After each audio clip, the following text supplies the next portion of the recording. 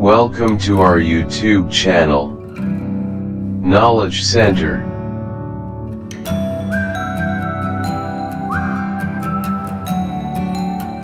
नमस्कार दोस्तों, मैं अमन जैन एक बार फिर से आपका हमारी YouTube चैनल नॉलेज सेंटर पर हार्दिक स्वागत करते हैं।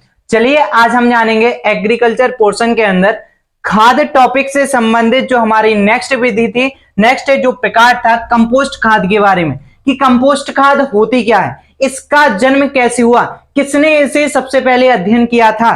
तो चलिए कंपोस्ट खाद की पूरी जानकारी आपको इस वीडियो के अंदर दी जाएगी।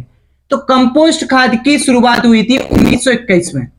1921 में एक रिचर्ड नामक वैज्ञानिक थे, इन्होंने सबसे पहले अध्ययन किया था। इन्होंने अध्ययन किया था किसका? कूड़े करकट का। कूड़े करकट के द्वारा इन्होंने सबसे पहले अध्ययन किया था कि इसके द्वारा भी खाद तैयार हो सकती है, और इस कूड़े करकट का उपयोग करके इन्होंने खाद का निर्माण किया था। तो इस खाद का मतलब ये होता है, कंपोस्ट का मतलब होता है घर का जो कचरा है, घर का जो कचरा है, चाहे वो हमारा सब्जी हो, सब्जियों का छिलका हो, फल का छिलका हो, या फिर अन्य अपशिष्ट हो। अन्य अपशिष्ट के अंतर्गत आता है मल, चाहे वो कुछ भी हो जो जिसका यूज नहीं हो सकता है, जो बेकार होता है, उसके द्वारा खाद को तैयार करना, वही होता है कंपोस्ट खाद। कंपोस्ट का मतलब होता है डिकम्पोजर हो जाना, वो क्या हो जाना? खाद के रूप में परिवर्तित हो जाना। खाद का मतलब ये, जैसी चाय की पत्ती होती है वैसे ही दानों के रूप में परिवर्तित हो जाना, वह होती है कंपोस्ट खाद या फिर गोबर खाद। तो कंपोस्ट खाद तैयार तो हो गई, इन्होंने क्या किया? अध्ययन किया, और अध्ययन करने के बाद में इन्होंने देखा कि घर का जो कचरा होता है उसके द्वारा कंपोस्ट खाद को तैयार किया जाता है। लेकिन कंपोस्ट खाद बनाने की दो तरीके की विधियां थी, एक पुरानी विधि और एक नवीन विधि।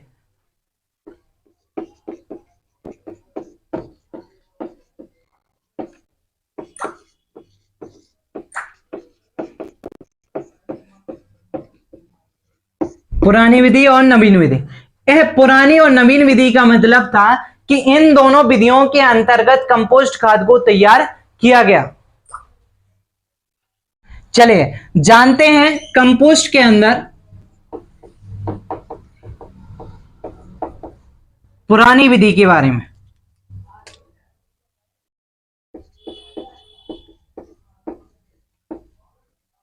पुरानी विधि का मतलब है इसमें जो भी कंपोस्ट तैयार किया गया वो पुरानी पद्धति के तौर पे किया गया। अब पुरानी पद्धति के तौर पे दो तरीके से इसका प्रयोग किया गया। पहली थी इंदौर विधि, दूसरी थी बेंगलोर विधि। इन दोनों विधियों के द्वारा कंपोस्ट को तैयार किया गया। अब सबसे पहले हम जानते हैं सिर्फ इंदौर विधि के बारे में।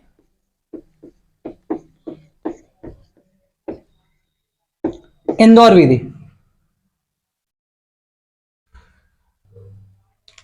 इंदौर विधि का आविष्कार किया था 1921 में हार्वर्ड और बार्ड, ये दो वैज्ञानिक थे, हार्वर्ड और बार्ड। इन दोनों वैज्ञानिकों ने 1931 में इंदौर विधि का निर्माण किया था। इस विधि के अंतर्गत इन्होंने क्या किया था कि सबसे पहले शहरी कूड़ा करकट,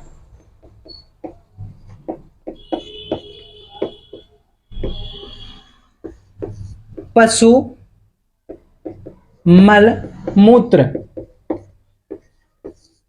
इसके बाद लकड़ी, राख,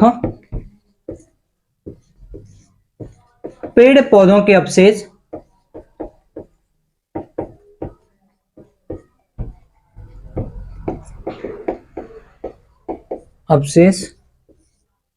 पानी एवं वायु,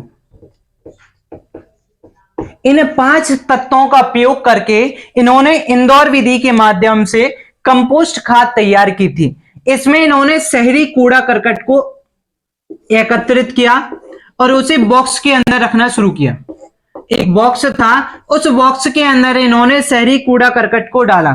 उसके बाद इन्होंने उसके अंदर मलमूत्र को, जो भी पशु थे, पशु का जो भी मलमूत्र था उस बॉक्स के अंदर इन्होंने डालना शुरू किया।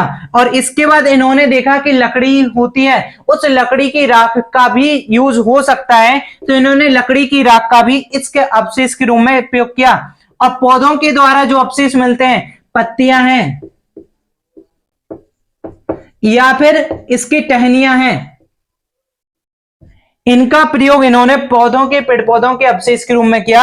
और लास्ट में इन्होंने देखा कि इसको सड़ाने के लिए पानी और वायु, पानी और ऑक्सीजन की भी आवश्यकता होती है, तो इन्होंने ऊपर से पानी और वायु दोनों को देने का काम किया।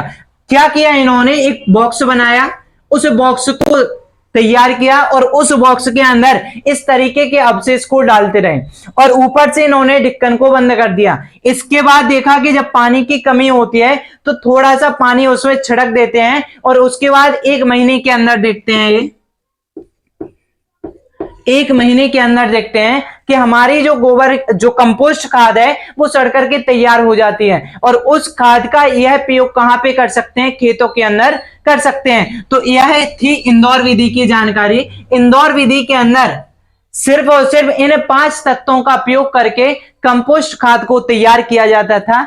आज के लिए बस इतना ही। नेक्स्ट वीडियो में जानेंगे बेंगलोर विधि के बारे में और हमारी जो खाद की और विधियां हैं उनकी संपूर्ण जानकारी आपको नेक्स्ट वीडियो में दी जाएगी। आज के लिए बस इतना ही।